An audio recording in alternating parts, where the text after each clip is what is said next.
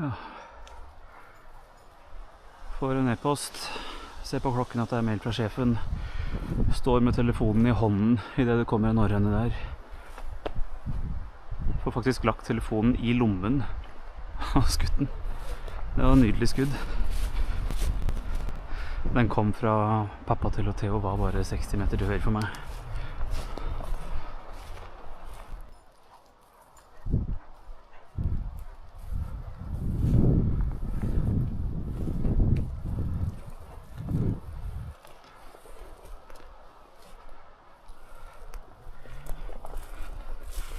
Steindau. Flink gutt, Theo! Ja, flink gutt til!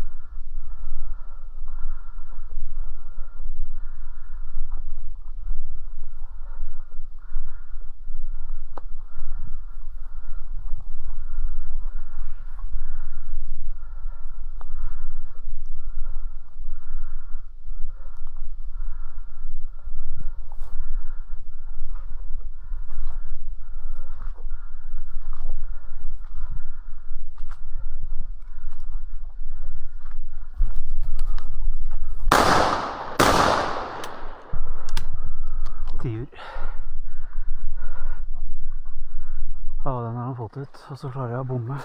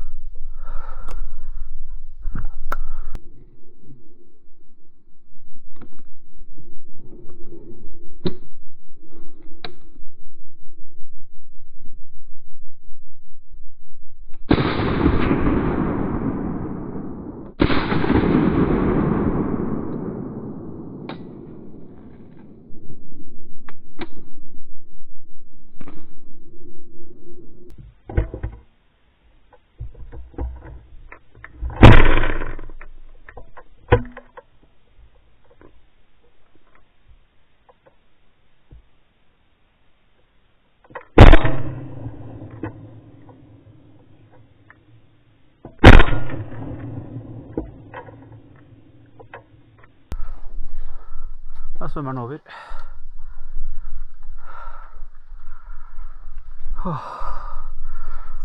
Jeg mistenker også at jeg var borte den andre. Flink gutt, Theo! Flink gutt, Theo! Så må jeg bare komme over, jeg også, da. Flink gutt, Theo!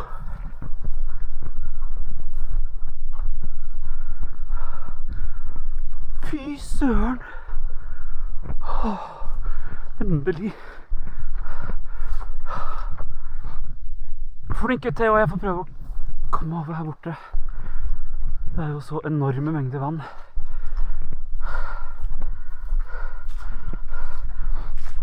Jeg så hvor den andre dro også, så det er akkurat dit vi skal.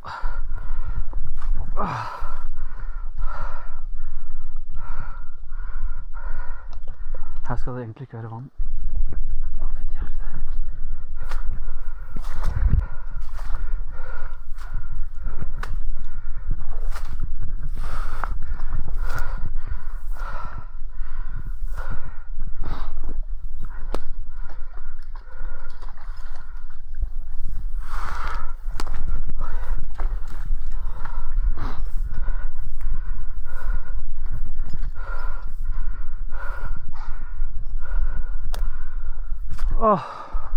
Så sitter det to tiurer der.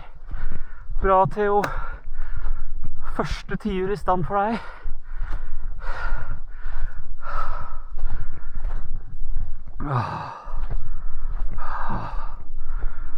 Og han har fotet langs hele bekken her. Så jeg satt det 2 stykker. Jeg så at den første var en kylling. Jeg antar at dette det samme.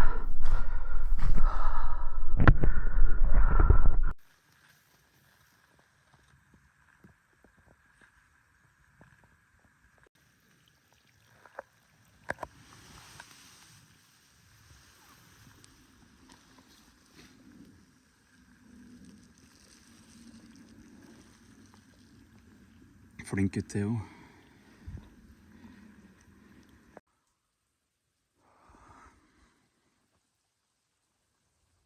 En helt sinnssyk situasjon. Jeg krysser en bekk bak her og går opp en kant og ser at Theo tar en 2-3 stammer nede I myren, og på GPS-en så ser det ut som at han står midt ute I myren. Men han har da fotet I myrkanten her. Og det jo så utrolig vått, så I det jeg kommer opp til han, så mistenker jeg at det ligger fugl foran den treklyngen hans, som var foran han da. Som han hadde stand mot. Så ser jeg ut til venstre, men det så bløtt og jævlig at jeg mistenker at jeg hadde gått gjennom ganske dypt. Så jeg tar heller noen skritt frem, og da letter den første tiuren. Og det ble litt sånn dårlig skyting, for å si det sånn. Det ser jeg jo på shotgun nå I etterkant. Første skudd var I hvert fall helt bom. Andre skudd så som at den gikk til venstre, så jeg tror ikke den der veldig truffet. Men den fløy nå opp akkurat der hvor vi skal, inn I et hjørne. Så vi ser om vi får den opp igjen. Man vet jo aldri. Et hagl kan være nok. Altså at, altså jeg jo alltid rask til å lade om. Man vet aldri når det kommer mer, og det lønnet seg denne gangen. Jeg hører mer flaksing og ser kroppen gjennom trærne. Men det jeg ikke så var at den kom rett mot meg. Og så kommer den bare ut og det det perfekte sideskuddet. Helt åpent over en myr. Og så bommer jeg på første skudd. Og det så jævlig typisk, men det var jo så kort hold, så da det lett å bomme på enkle skudd. Og spesielt når det kommer en tiur, sånn, det en typisk situasjon, I hvert fall hvor jeg kan bomme på. Skjønner ikke helt at første skuddet bom. Rekker å tenke til meg selv, nå må du dra forbi, skyt foran, gjør det, og den går ned.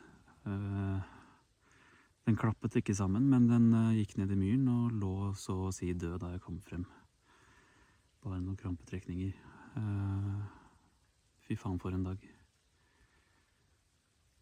Har regnet så jævlig, og nå, etter at jeg skjøt den tiuren, nå kommer solen frem, og jeg begynner faktisk å se blå himmel. Kom Theo. Ja, kom her. Kom her. Ja, du står og skjelver og vil bare at vi skal gå videre.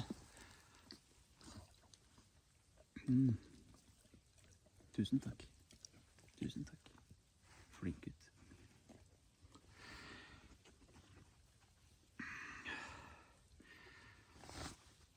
Jeg har gått I 1 time og 20 minutter.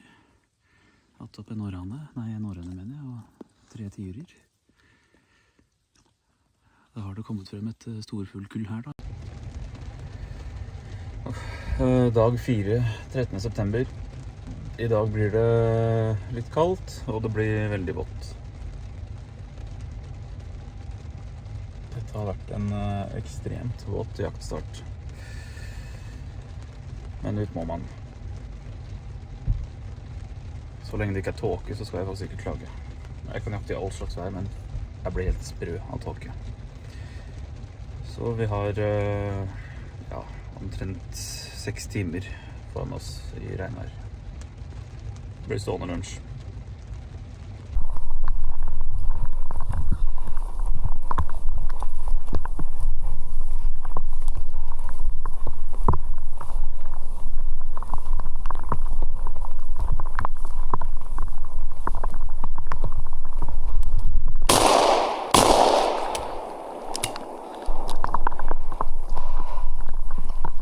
Her satt tiuren helt åpent. Jeg bomma.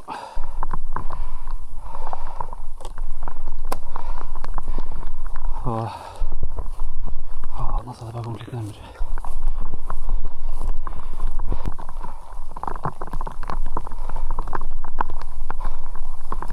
Flink gutt, Theo! Flink gutt!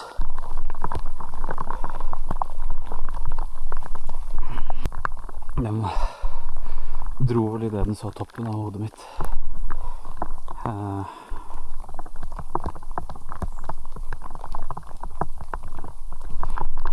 Den var, jeg så den bare så vidt over vegetasjonen, så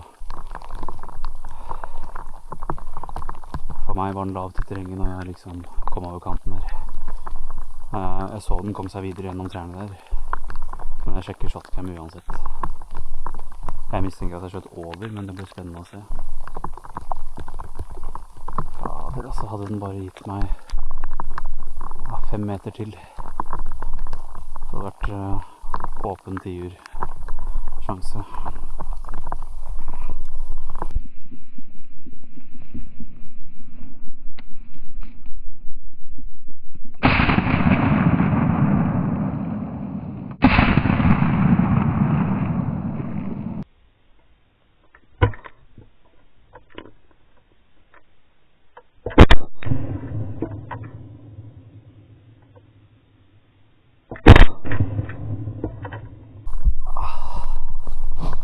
Det første skuddet var så nærme som man kommer, altså om jeg ikke var borti den.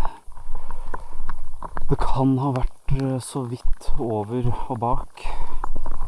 Samme på andre skudd, over og bak så vidt, men fy faen så nærme. Vi går etter og ser. Selvfølgelig er dette liksom en knaus, og den kan komme seg jævlig langt. Ned i sånn tett støppelskog her, men vi må gå og se. Nå har vi lett lenge etter den tiuren.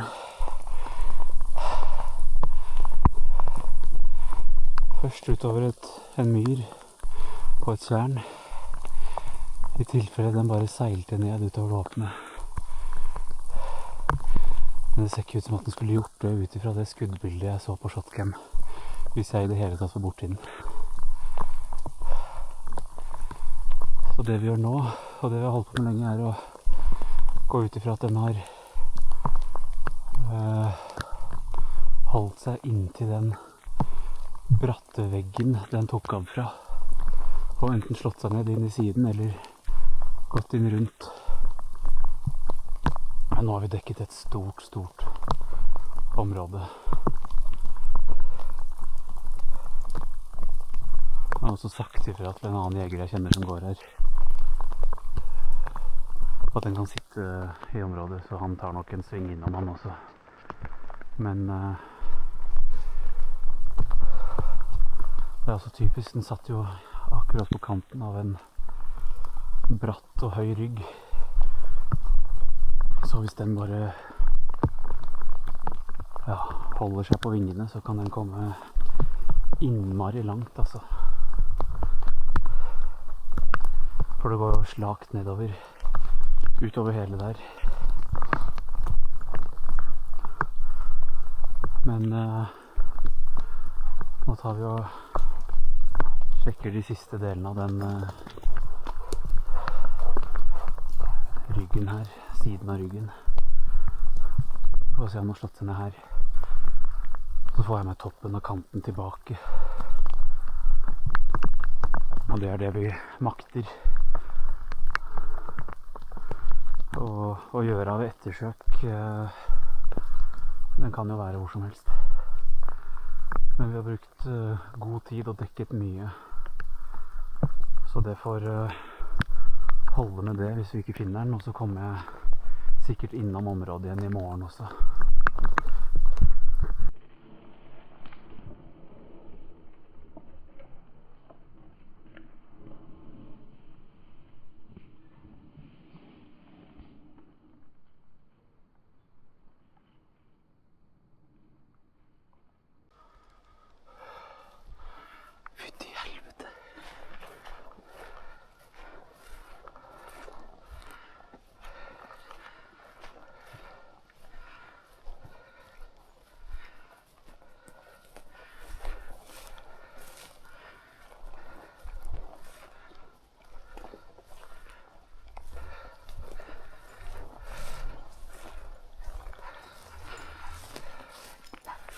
Flink gutt, Theo.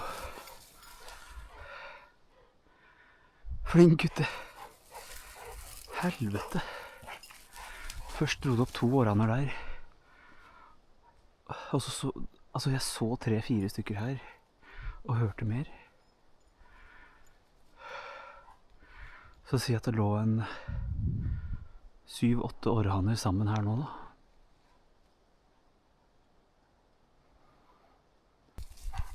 Flink gutt, Theo. Flink gutt. Ja, den ryggen her er så fin. Her har vi skutt nye fugl. Ja, kom igjen.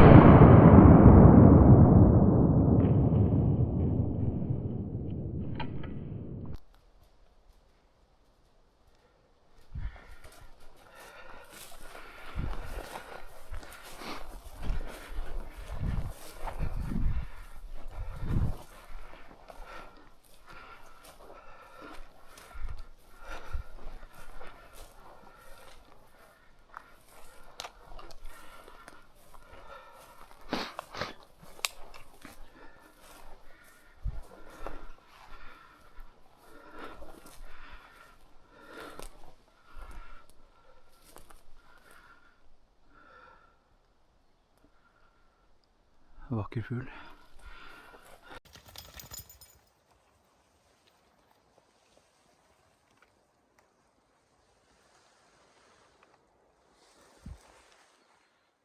Kom da.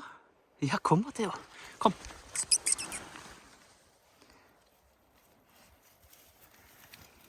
Flink gutt. Flink gutt. Og du vil bare jakte, du har nesten ikke tid til å stoppe og nyte fangsten. Skal vi gå videre? Da gjør vi det.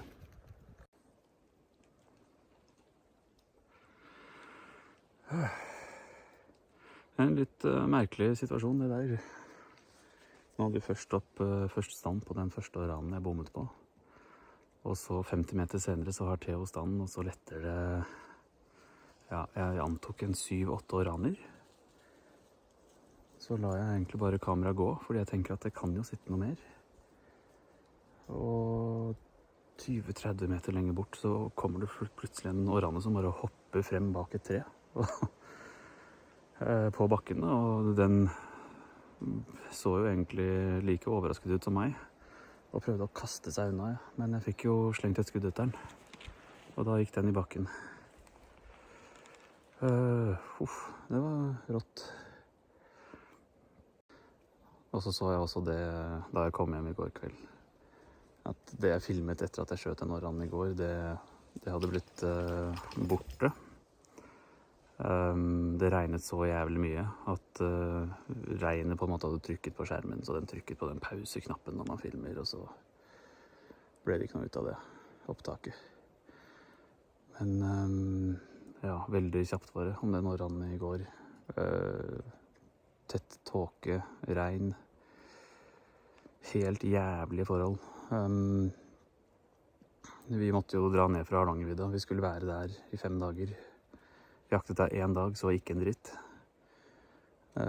Og natt til 11. september, og egentlig hele 11. september, som de fleste på Østlandet sikkert merket, det regnet så enormt mye.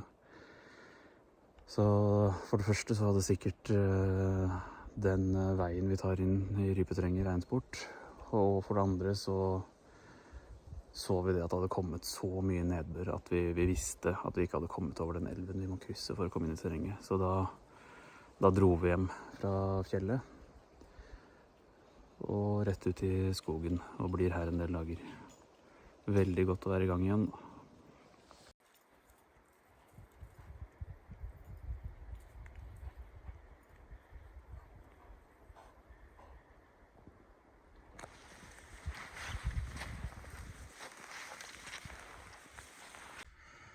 10. september igjen. Vi er i et helt nytt terreng. Det er meldt enorme mengder nedbør, så vi har drøyd litt med å dra ut. Så forhåpentligvis lette litt utover dagen. Utrolig spent.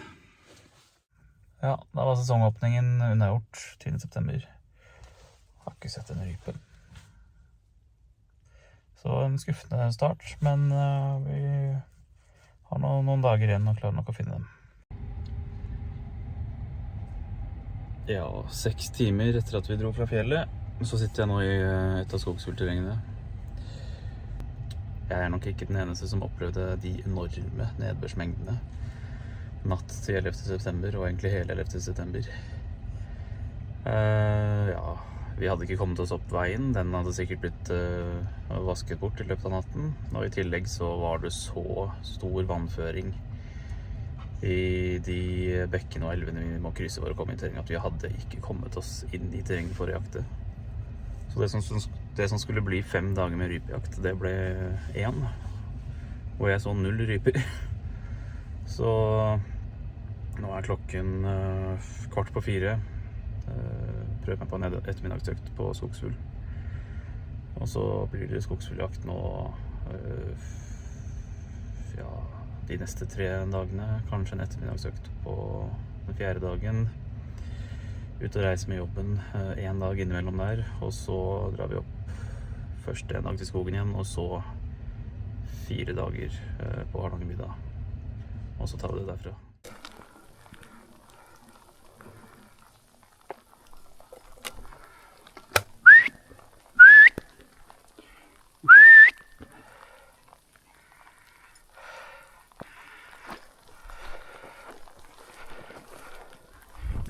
Her, Theo!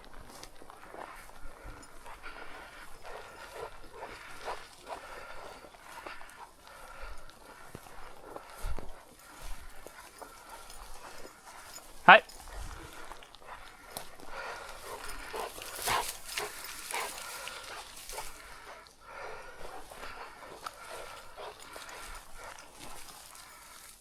Der er han, rett foran Theo nå. Flink gutte, Theo! Flink gutte. Tusen takk. Takk.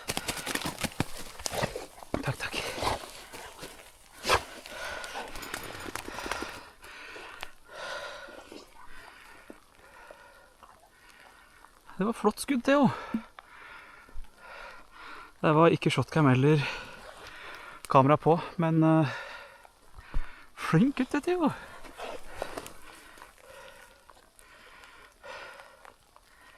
Dæven.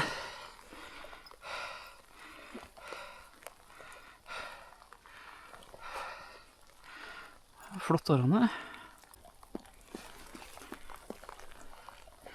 Sånn, ja. Nå kommer du bort inn, vet du, Theo. Du trenger ikke være genert, det er din fugl. Det var litt uvant å ha fugl i hånden igjen, i snuten.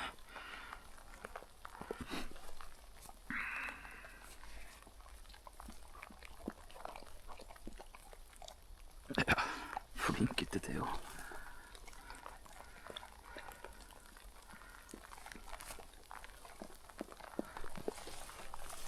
Ja.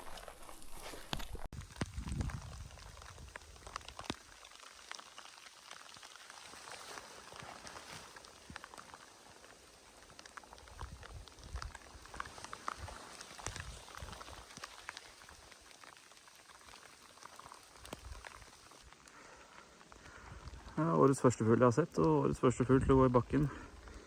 En voksen århane. Flink gutt, jo.